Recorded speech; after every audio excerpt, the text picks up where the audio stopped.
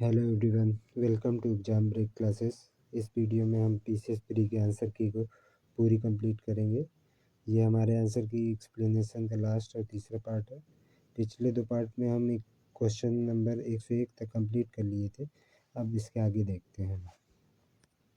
102 number question देखेंगे, जिसमें पद्म विभूषण क्षेत्र 2025 और विजेता 2025 को सम्मिलित करने के लिए पूछा था। तो इसमें पहला है व्यापार एवं उद्योग से। तो व्यापार एवं उद्योग जो है वो ओसामू सुजुकी को मिला था, जो कि आपके जापान के हैं।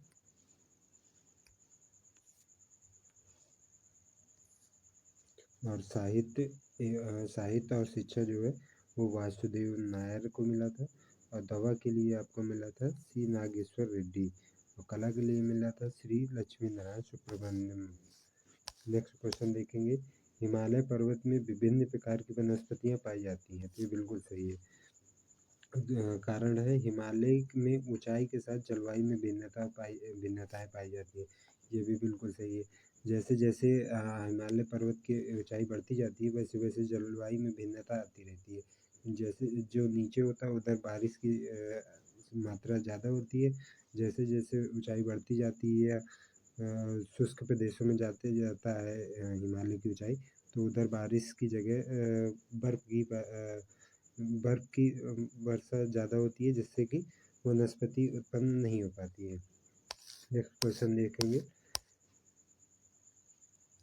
क्वेश्चन देखेंगे, अभिकथन सामान्यतः सीसा तथा टिन की मिश्र धातु का प्रयोग फ्यूज तार के पदार्थ के रूप में किया जाता है, जो क्योंकि इस फ्यूज तार में कम गलनांक वाले पदार्थ का प्रयोग किया जाता है, ताकि ओवरलोडिंग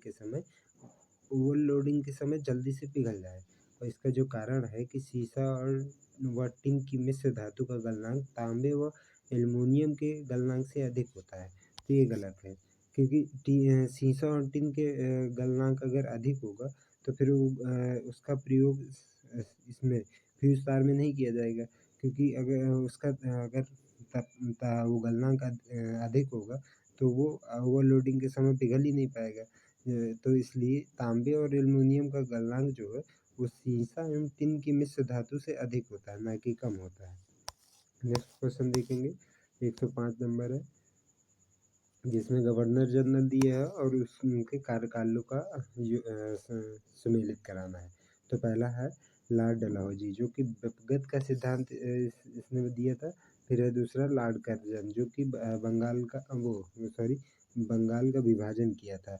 जो लॉर्ड विलियम बेंटिंग है उसने सती प्रथा का निषेध किया था। और जो लॉर्ड कॉर्नवालिस है वो बंगाल का स्थायी बंदोबस्त लेकर आया था। नेक्स्ट क्वेश्चन देखेंगे, 106, संसद की संयुक्त बैठक के संदर्भ में निम्नलिखित में से कौन सा कथन सही है। तो पहला है भारत के संविधान का अनुच्छेद 109 संसद की संयुक्त बैठक का प्रावधान करता है, जो कि 109 ये है वो गलत है, क्योंकि इधर आर्टिकल 108 है। 108 में संयुक्त बैठक का प्रावधान है। दूसरा है संविधान संशोधन विधेयक को पारित करने के लिए संसद की संयुक्त बैठक का आहूत की जा सकती है, जो कि गलत है। संविधान संशोधन विधेयक और धन विधेयक में कभी भी संयुक्त बैठक आहूत नहीं की जा सकती है। केवल साधारण विधेयक पर संयुक्त बैठक आहूत की जा सकती है। जब दोनों सदनों में मतभेद उत्पन्न हो जाता है किसी भी प्रस्ताव को लेकर, तब ये संयुक्त बैठक का प्रस्तुत की जाती है, मतलब बैठक आहूत की जाती है। क्वेश्चन नंबर 107 देखेंगे, अपीको आंदोलन निम्नलिखित में से किन राज्यों से संबंधित है। तो ये केवल कर्नाटक से संबंधित है, बाकी गलत है।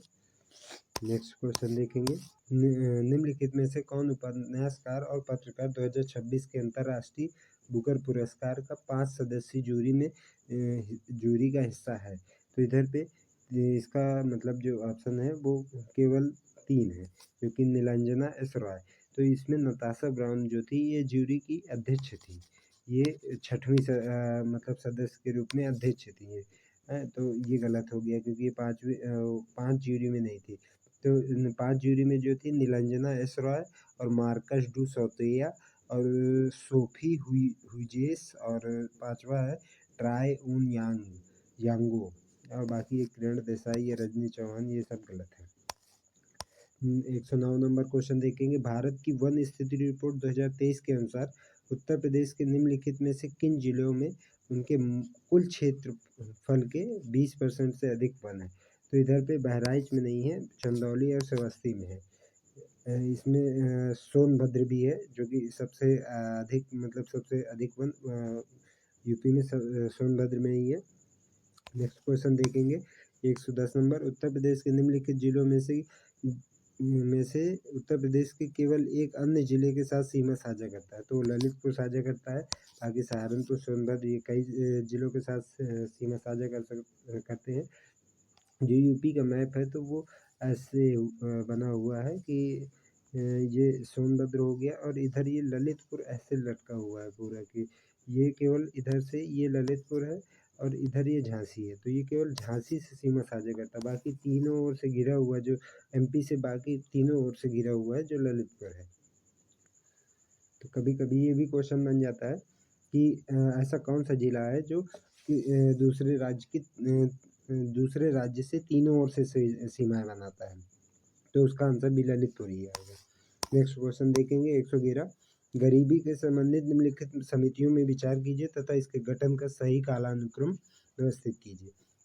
तो इसमें दिया हुआ है जो कि पहला दिया है लकड़ावाला समिति, फिर रंगराजन समिति, फिर तेंदुलकर समिति और फिर उसके बाद दांडेकर और रथ समिति।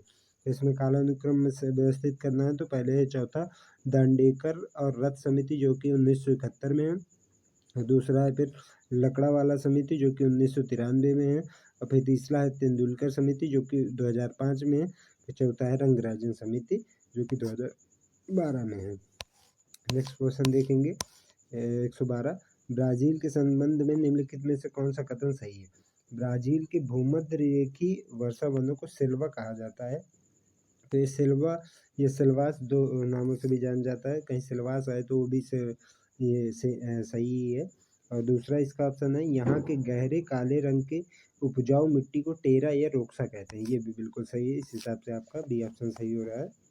नेक्स्ट क्वेश्चन देखेंगे, कथन दिया हुआ इसमें, सतत विकास पर्यावरण को नुकसान पहुँचाए बिना होना चाहिए और वर्तमान के विकास को भविष्य की पीढ़ियों की ज़रूरतों के साथ समझौता नहीं करना चाहिए। तो ये बिल्कुल सही है इसका ये पहला कथन। और जो कारण है कि एजेंडा 21 पर विश्व नेताओं द्वारा 1995 में हस्ताक्षर किए गए थे, तो ये गलत है। ये 1995 नहीं, ये 1992 में है। तो ये जो 1992 वाला सम्मेलन हुआ था ये रियो डी जेनेरियो ब्राज़ील में हुआ था। इसी को पृथ्वी सम्मेलन के नाम से भी जाना जाता है। नेक्स्ट देखेंगे कि जून 2024 में आदि कर्मयोगी बीटा संस्करण एक उत्तरदायी शासन पहल का शुभारंभ निम्नलिखित में से किस मंत्रालय द्वारा ने किया था? तो जनजाति कार्य मंत्रालय ने किया था। नेक्स्ट क्वेश्चन देखेंगे कि कथन दिया हुआ है, मानव त्वचा से पसीने का वाष्पीकरण शरीर की गर्मी को नष्ट कर देता है, तो ये बिल्कुल सही है। जब आपको गर्मी लगी होती है तो आप पंखे के नीचे बैठते हैं तो आपका पसीना सूख जाता है और वाष्पीकरण हो जाता है।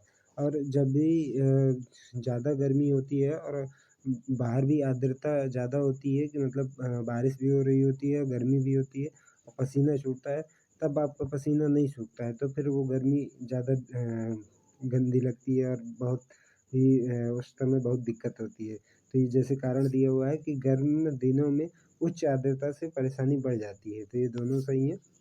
और व्याख्या नहीं करते, मगर एक दूसरे की व्याख्या नहीं करते, मगर दोनों ऑप्शन सही हैं।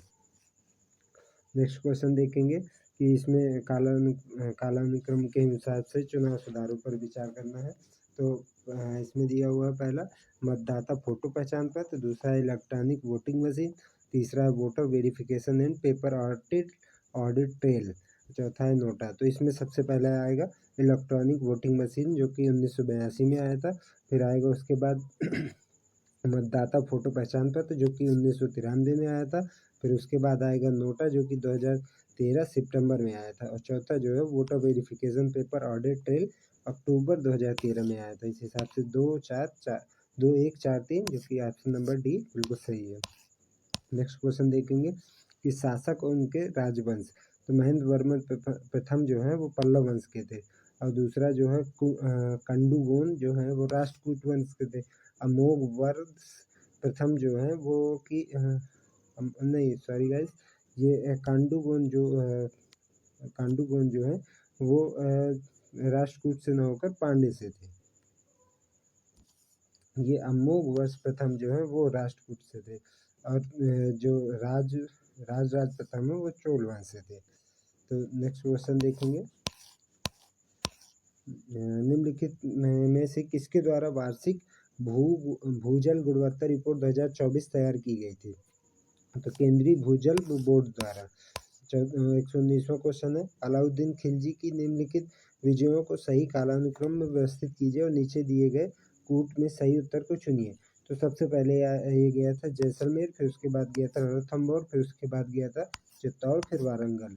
इसमें और भी 2-4 युद्ध हैं जो इसमें बीच में भी हैं मगर इधर दिए हुए नहीं है। इसमें 120वां देखेंगे तो कथन हिमालय अनेक बड़ी सतत वाहिनी नदियों का उद्गम स्थल है। बिल्कुल सही है ये, क्योंकि ज़्यादातर गंगा, यमुना, सिंधु और ये ब्रह्मपुत्र या सतलज बहुत सी नदियां हैं जो हिमालय से ही निकलती हैं। और उधर की मेकॉन्ग दूसरे मतलब इसमें म्यांमार से जो अपना उपवास क्षेत्र बनाती है।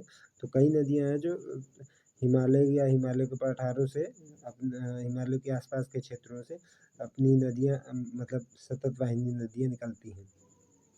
कारण देखेंगे तो हिमालय की ऊंची श्रेणियां सदा हिमाच्छादित रहती हैं। तो दोनों सही, इसका कारण भी सही है और कथन भी सही है और व्याख्या भी करता है।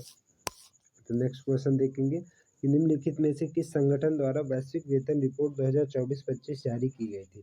तो अंतर्राष्ट्रीय श्रम संगठन द्वारा। नेक्स्ट क्वेश्चन देखेंगे 122 में निम्नलिखित में पर विचार कीजिए और उन्हें सही कालानुक्रम में व्यवस्थित कीजिए।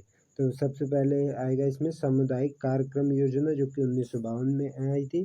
फिर नेक्स्ट आएगा आपका सूखा प्रवण क्षेत्र कार्यक्रम जो कि 1973 से 1974 में आया था। फिर इसके नेक्स्ट है काम के बदले अनाज जो कि 1970 में आया था। फिर उसके बाद है तीसरा स्वरोजगार के लिए ग्रामीण युवकों का प्रशिक्षण जो कि ट्राइसम के नाम से भी जाना जाता है, जो 1979 में आया था। नेक्स्ट क्वेश्चन देखेंगे, वित्त आयोग है उनके अध्यक्षों का सुमेलित कराना है। तो 11वें के वित्त आयोग के अध्यक्ष जो थे वो AM खुसरो थे और जो 12वें के थे तो C रंगराजन थे और 13वें के जो थे वो थे आपके विजय L केलकर और 14वें के जो थे वो YV रेड्डी थे।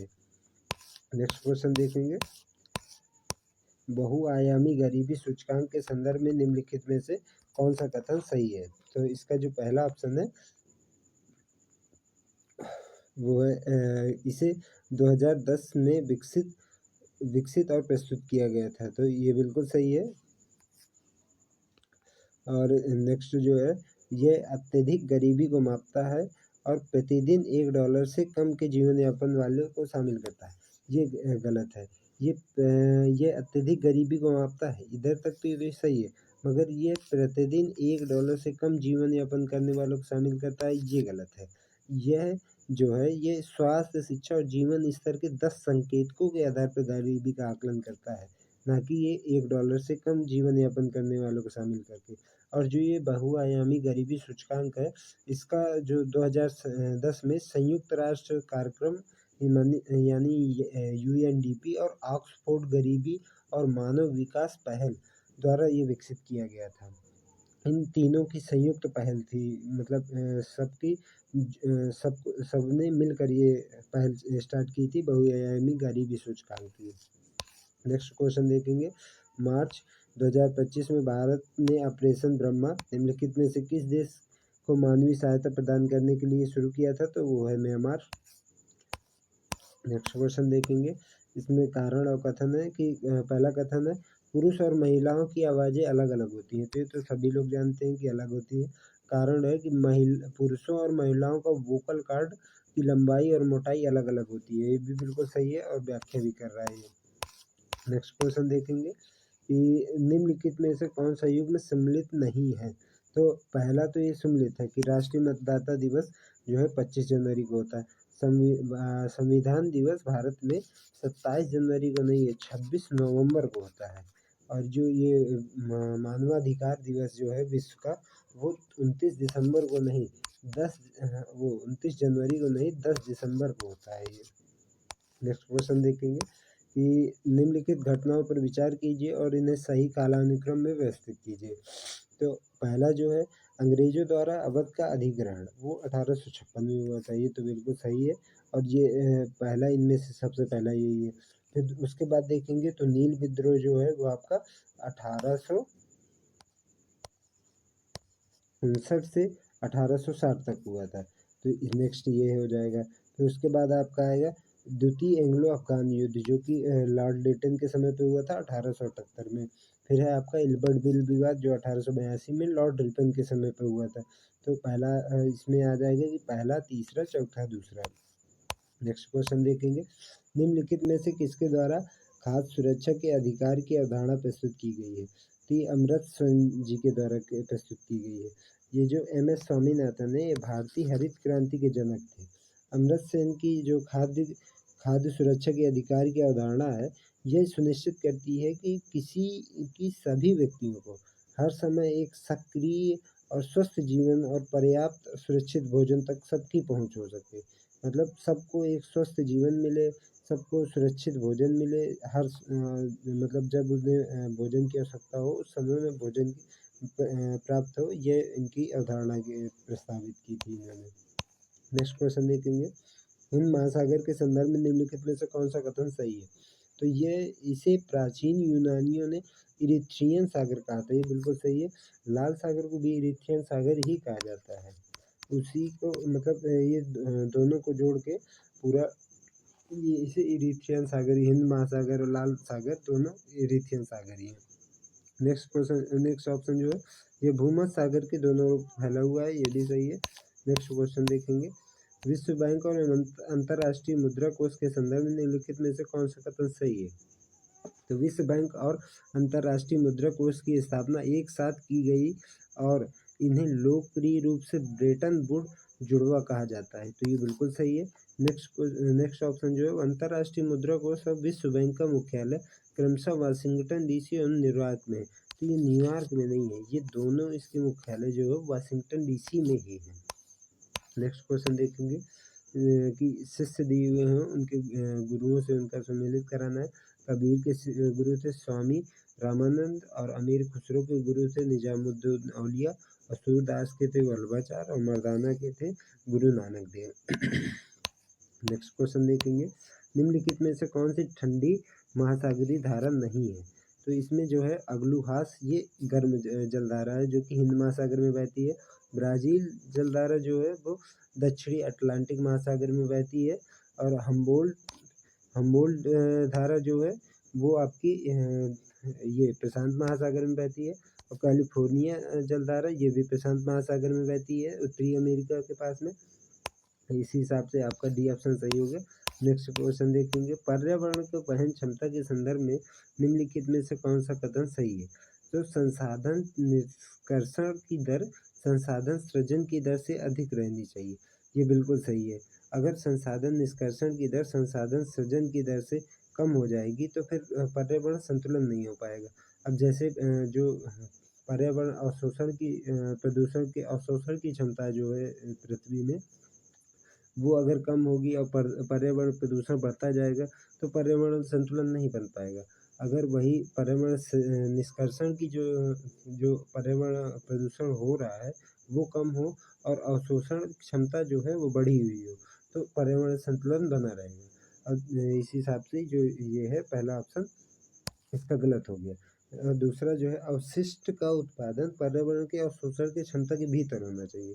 यही है कि जो मैंने अभी बोला कि मतलब पर्यावरण प्रदूषण कम हो और अवशोषण क्षमता अधिक हो, वो दूसरे ऑप्शन में इसके लिए होगा। तो ये केवल 2 इसका बिल्कुल सही है। नेक्स्ट क्वेश्चन देखेंगे लिपुलेख दर्रा जो है वो लद्दाख में नहीं है, ये उत्तराखंड में है। ये नाथुला दर्रा सिक्किम में है, बिल्कुल सही। बोमडीला अरुणाचल प्रदेश में, बिल्कुल सही। सिक्किला हिमाचल प्रदेश में, बिल्कुल सही। इस हिसाब से जो आपका नहीं पूछे था तो आपका डी ऑप्शन बिल्कुल सही हो गया। निम्नलिखित में से कौन सा देश खाड़ी सहयोग परिषद का हिस्सा नहीं है। तो इसमें इराक और ईरान नहीं है। इधर मैंने एक मैप लगाया हुआ है, उसको देख लीजिए आप। इस खाड़ी सहयोगी देश के जो सदस्य देश है उनका तो आपका सऊदी अरब, फिर कुवैत, फिर बहरीन, फिर कतर, फिर यूएई और फिर ओमान। इसमें ना ईरान, ना इराक और ना ही यमन। ये भी याद रखना है कि यमन भी इनके इन खाड़ी सहयोगी परिषद का हिस्सा नहीं है। नेक्स्ट क्वेश्चन देखेंगे कि कथन है भारत में जनहित याचिका जो है कानून के शासन के लिए आवश्यक है। बिल्कुल आवश्यक है, क्योंकि जनहित याचिका के थ्रू कोई भी व्यक्ति अगर सामाजिक या कोई पर्यावरणिक या सामुदायिक मुद्दा है जिससे कि समाज किसी भी तरीके से प्रभावित हो रहा है, या कोई कमजोर वर्ग है जो उसकी वजह से प्रभावित हो रहा है, तो कोई भी व्यक्ति PIL दायर कर सकता है और उसी को है जनहित याचिका कहा जाता है। इसका कारण दिया हुआ है कि जनहित याचिका सामाजिक और आर्थिक रूप से कमजोर वर्ग या न्याय तक प्रभावकारी पहुंच प्रदान करता है। ये भी बिल्कुल सही है। इस और कारण व्याख्या भी करते हैं तो दोनों सही है और इसी का ऑप्शन डी होगा। इसका नेक्स्ट क्वेश्चन जो है वो बायोस्फीयर रिजर्व है और उसके राज्य से सुमेलित नहीं है, वो चेक करना है। तो नोक्रेक जो है वो सुमेलित नहीं है, वो मणिपुर में ना होकर मेघालय में है। जो मानस है वो असम में, अगस्तमलाई केरल में। तो इस हिसाब से आपका ऑप्शन डी सही हो जाएगा। जो पुलित्जर पुरस्कार की श्रेणी है 2025 के विजेता, इनको सुमेलित करना है। तो जो फिक्शन को पुरस्कार मिला था वो पार्सिबल एवरेट को मिला था, और जो संगीत के लिए पुरस्कार मिला था वो सूसी इबारा के लिए मिला था, इबारा को मिला था। और जो जीवनी के लिए पुरस्कार मिला था वो जेसन रॉबर्टसन को मिला था। जो ड्रामा के लिए मिला था ब्रांड जैब्स्कन और जेंकिंस को मिला था। नेक्स्ट क्वेश्चन देखेंगे, निम्नलिखित में से कौन सी घटनाएं 1911 में घटित हुई थी। तो बंगाल का विभाजन रद्द तो हो गया था, मगर इसमें जो क्वेश्चन ऑप्शन दूसरा है कि राजधानी का कलकत्ता से दिल्ली परिवर्तन। तो राजधानी का कलकत्ता से दिल्ली परिवर्तन की घोषणा हो गई थी 1911 में। अब उसी सेंस में आयोग ने इस ऑप्शन को भी सही माना है, मगर जो राजधानी का कलकत्ता से दिल्ली परिवर्तन हुआ था वो 1912 में हुआ था। और जो ये तीसरा ऑप्शन दिया हुआ है कि कांग्रेस का मुस्लिम लीग के साथ समझौता, तो ये 1916 में हुआ था। इसके जो अध्यक्ष थे इस सम्मेलन के, तो वो अंबिकाचरण मजूमदार जी थे। और इसी समय कांग्रेस का एक गरम दल और नरम दल के बीच समझौता हुआ था, जो तिलक जी और एनी बेसेंट के द्वारा करवाया गया था। और जो ये कांग्रेस का और मुस्लिम लीग का समझौता कराया था, ये तिलक जी और मोहम्मद अली जिन्ना के द्वारा कराया गया था। नेक्स्ट क्वेश्चन देखेंगे कि 1941 क्वेश्चन नंबर 141, 7वीं अनुसूची जो है वो संघ एवं राज्य और समवर्ती सूची से संबंधित है। 8वीं अनुसूची जो है वो भाषा से संबंधित है। 9वीं अनुसूची जो है वो कुछ अधिनियमों और विनियम का सत्यापन से संबंधित है। 9वीं अनुसूची में पहले क्या था कि कृषि से संबंधित कानून बनाने के लिए समाज में समानता लाने के लिए कृषि से संबंधित कुछ कानून बनाने पड़ रहे थे, जो कि लोगों के मानवाधिकार का भी हनन कर रहे थे। तो 9वीं अनुसूची ऐसा बना दिया गया था कि अगर उसमें डला हुआ कोई कानून है तो उसका न्यायालय परीक्षण नहीं करेगा, मगर आगे चल के समय के साथ साथ देखा गया कि उसमें अपनी राजनीतिक आकांक्षाओं को पूरी करने के लिए कुछ अन्य कानूनों को भी बना के उसमें डाल दिया गया। तो केशवानंद भारती केस जो है 1973 में लाया गया। उसमें ये कहा गया कि 9वीं अनुसूची का अभी तक जो 1973 तक कानून उसमें डले हुए हैं, वो उनका पुनः परीक्षण नहीं किया जाएगा, मगर इससे आगे जो कानून बनाए जाएंगे जो मूल अधिकारों का हनन करेंगे या संविधान के मूल ढांचा का हनन करेंगे, तो उसका पुनर्परीक्षण न्यायालय करेगा। और फिर उसके बाद अनुसूची 10 देखते हैं। अनुसूची 10 का दल बदल के आधार पे अयोग्यता से संबंधित है ये। नेक्स्ट क्वेश्चन देखेंगे कि 142 जो कि करंट का क्वेश्चन है। इसमें दिल्ली सरकार द्वारा बायोडीपोजर और स्प्रे कार्यक्रम के संदर्भ में निम्नलिखित में से कौन सा कथन सही है। तो इसमें पहला, पारिली को खाद बदलने के लिए मदद के लिए किसानों को बायो डी पोजर और घोल मुक्त में उपलब्ध कराया जाता है, ये सही है। बायोडिंक पोजर घोल कई कवकों के उपयोग करने के लिए तैयार किया जाता है, ये भी सही है। नेक्स्ट क्वेश्चन देखेंगे, निम्नलिखित में से कौन सा कथन सुमेलित नहीं है? तो इसमें नहीं है तो नहीं वाला देखना है। बुडापेस्ट जो है डेन्यूब, ये हंगरी की राजधानी है जो डेन्यूब नदी के किनारे पर स्थित है। और फिर नेक्स्ट है कोलोन जो है जर्मनी का एक शहर है जो कि राइन नदी के किनारे अवस्थित है। और न्यू ऑर्लियंस जो है वो मिसौरी नदी पे नहीं, मिसौरी नदी के किनारे पे नहीं, मिसिसिपी नदी के किनारे पर अवस्थित है। हाँ, ये जो है यह शहर पोर्ट चार्ल्टन झील और मिसिसिपी नदी के बीच अवस्थित है। ये एक बंदरगाह शहर है जो यूएसए में स्थित है। तो पहला दूसरा तो सही है मगर तीसरा ये गलत है क्योंकि मिसौरी की जगह मिसिसिपी होता तो सही हो जाता। और जो हैदराबाद है वो पलेरू नदी के निकट नहीं है, वो मूसी नदी के किनारे अवस्थित है। इस हिसाब से आपका तीसरा और चौथा गलत है जो कि मतलब सही ऑप्शन हो जाएंगे इसमें इसके पूछने के अनुसार।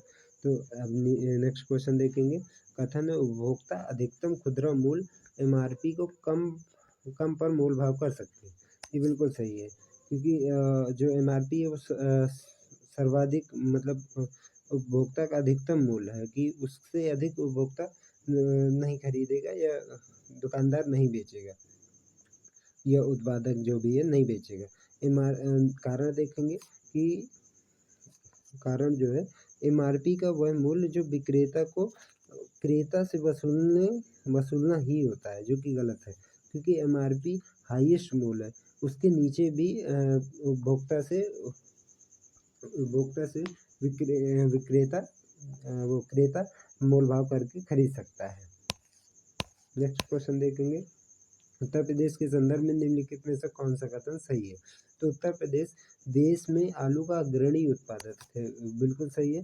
ये भारत ने अलीगढ़ में अंतर्राष्ट्रीय आलू केंद्र के दक्षिण एशिया क्षेत्रीय केंद्र की स्थापना को मंजूरी दी है, ये गलत है क्योंकि अलीगढ़ में नहीं, ये आगरा में दी गई है इसकी स्थापना की मंजूरी, जो कि उत्तर प्रदेश का आगरा शहर में आगरा जिला में है।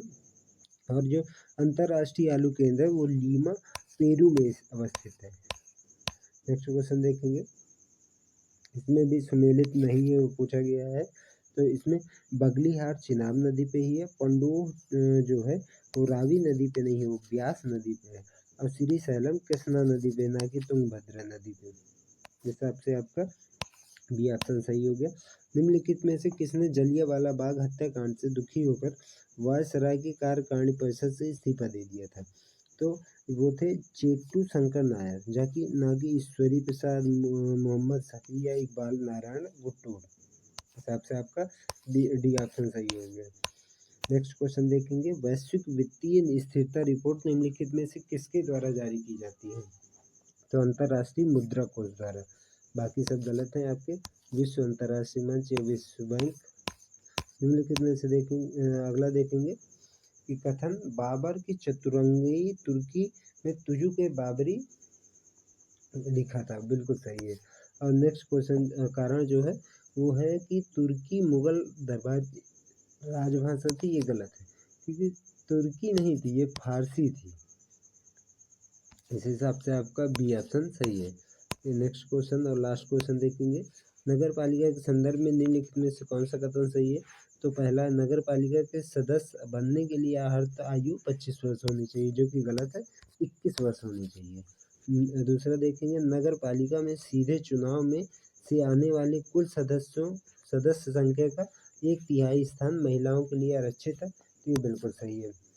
तो इसी के साथ आज हमने यूपीपीसीएस प्री 2025 का पूरा पेपर सॉल्व कर लिया है, जो कि जीएस पेपर फर्स्ट पूरा ख़त्म कर दिया है। तो अगर आपको वीडियो पसंद आया हो तो लाइक करें, कमेंट करके ज़रूर बताएं कि आपको कैसा लगा, और सब्सक्राइब करें और कमेंट करना न भूलें। धन्यवाद।